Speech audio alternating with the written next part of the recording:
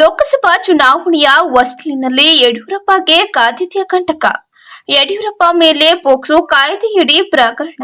ಸದಾಶಿವನಗರ ಪೊಲೀಸರು ಗುರುವಾರ ತಡರಾತ್ರಿ ಬಿಜೆಪಿಯ ಹಿರಿಯ ನಾಯಕ ಹಾಗೂ ಮಾಜಿ ಮುಖ್ಯಮಂತ್ರಿ ಬಿಎಸ್ ಯಡಿಯೂರಪ್ಪರವರ ಮೇಲೆ 17 ವರ್ಷದ ಬಾಲಿಕೆ ಮೇಲೆ ಲೈಂಗಿಕ ದೌರ್ಜನ್ಯ ಎಸಗಿರುವ ಆರೋಪದ ಮೇಲೆ ಪೋಕ್ಸೋ ಕಾಯ್ದೆಯಡಿ ಪ್ರಕರಣ ದಾಖಲಿಸಿದ್ದಾರೆ.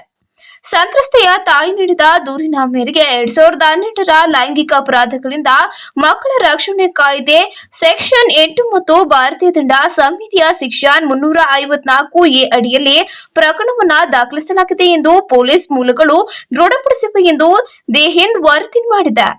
ಸಂತ್ರಸ್ತೆಯ ಜತೆಗಿದ್ದ ತಾಯಿ ಗುರುವಾರ ಸಂಜೆ ಪೊಲೀಸರಿಗೆ ದೂರು ನೀಡಿದ್ದು, ಕಳೆದ ಮಧ್ಯರಾತ್ರಿ ಪ್ರಕರಣ ದಾಖಲಾಗಿದೆ ಎಂದು ಹಿರಿಯ ಪೊಲೀಸ್ ಅಧಿಕಾರಿಗಳು ಖಚಿತಪಡಿಸಿದ್ದಾರೆ.